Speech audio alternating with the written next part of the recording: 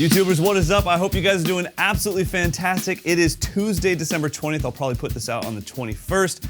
So I know that you guys are gonna get super slammed with Christmas and family and all of that stuff, and I want you to, but hopefully you can get in like a day or two of practice, or once Christmas is over, you can practice this groove, because this groove has so many hidden little gems in it. These are all things that as an instructor, I find my students either fudge, that's the word I'm using, fudge, or they just kind of go, they kind of mess things around or they skip over it. We gotta tackle the skills that are inside this groove. One groove, 5 skills. Honestly, there's a lot more than 5 skills in this groove, but let's get into it. First off, the hi-hat. We've got this kind of push-pull thing happening. I'm not talking like push-pull this way. I'm talking more like a push of an accent and then we get a little free stroke on the way up. You can consider this down-up, push-pull. 2/3 of the molar. Call it whatever the hell you want. We're trying to create a texture. If I play every note dead even, it's not the same texture.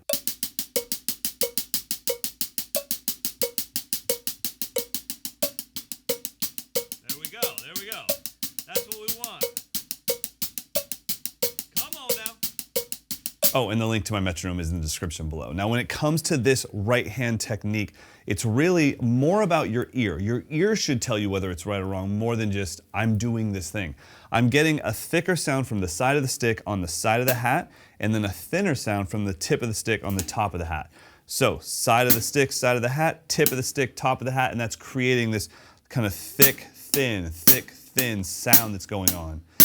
Now, if I do it like that, that's too much. If I'm going, it's not that. I'm just doing a very subtle version of it.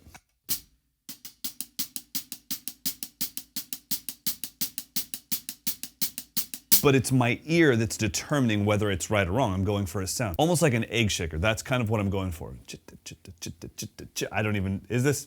It's egg shaker-ish, you get it. All right, now on to the second skill hidden inside this groove. We've got ghost notes with the left hand going against that down, up motion.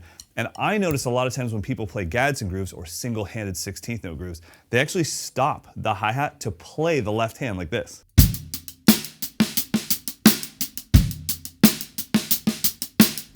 And we do not want that, so you're gonna have to work out this skill, because if you listen to the left hand part with just the hi-hat, I'll leave out the kick, this is what we're actually playing in this groove.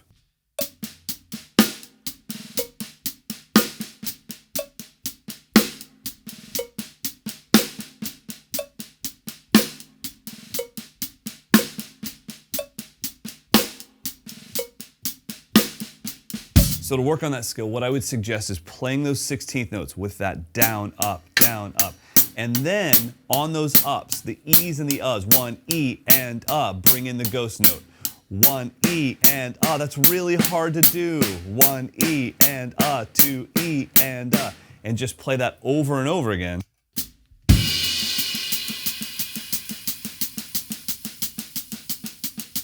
Until you have it down. All right, third skill. There's a buzz stroke in here. Now, you might be used to doing diddles, or you might even be good at doing a nice little buzz roll.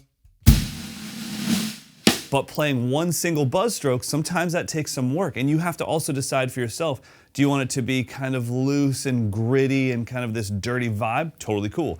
Do you want it to be super precise and almost marching like? Totally up to you. The buzz stroke says a lot about a person's drumming. So if we listen to this groove, we've got 1 E and 2 E and Okay, it happens on the of 2. So we want to get used to putting a buzz, let's say on the of 2 and the of 4, and really working that out.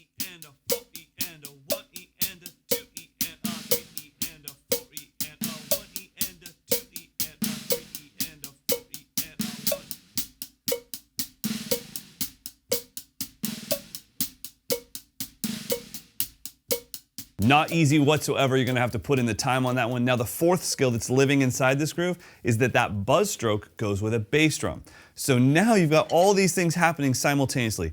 Down, up, down, up, down, up, down, up, down, buzz, down, buzz, down, buzz with a kick. Oh, fudge. Pickled. Punk rock. I don't care, I'm leaving it in. We're doing it again. Down, up, down, up, down, up, down, up, down, buzz. Down, with the kick. Down, buzz. Down, buzz. There we go.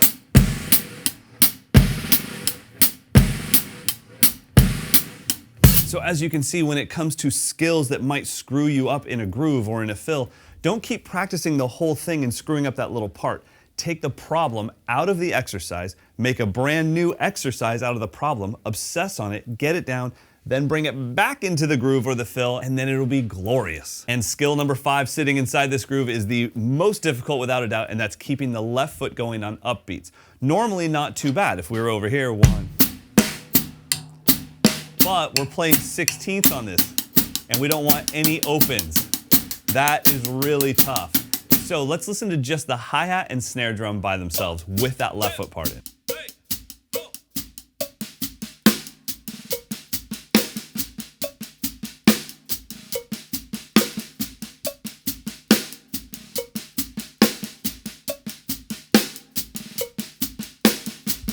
Now, I'm not considering this to be a special skill, but we also have a pretty syncopated bass drum part. 1 E and a 2 E and a 3 E and a 4 E and a 1 E and a 2 E and a 3 E and a 4 E and a. You put all that stuff together, and I know when you probably heard the groove in the beginning, you're like, oh man, come on, this is easy. Sit down and try to play it. Just do it. And then come back to this video and type something, because there's nothing easy about this. And by the way, if this is easy for you, awesome. I'm stoked. Well, I'm a little jealous, but I'm stoked for you. I'm telling you, there are so many hidden little mouse traps inside this groove. So work on these skills, and there's no way this stuff won't benefit you in everything else you play. Let's try this groove together, 70 BPM.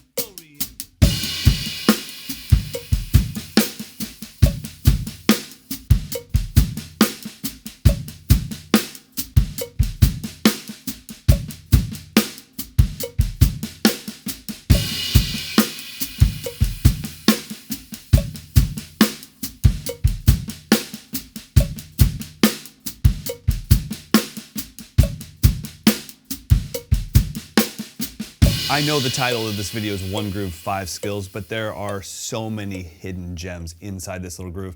Now I'm going to try it with a little drumless track from the website. Little loop. Okay.